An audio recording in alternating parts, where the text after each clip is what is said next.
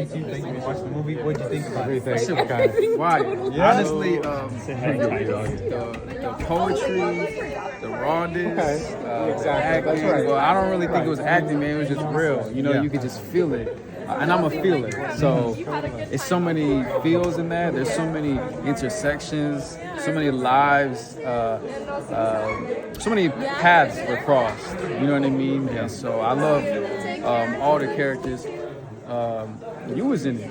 That's correct. You was pissing me off for a little bit, man. You know, so you did good. You did a good job. But I think in all those characters, you can find yourself in it. And I think it was a beautiful film. I love how it came back together, like with the indigenous roots and like reclaiming the land, but just also the effects of when Tiny was like morphing into this, like, I don't know, it was almost like an angel, but also like real life. Like, I love that effect to it. It just tripped me out. You can't box this film in.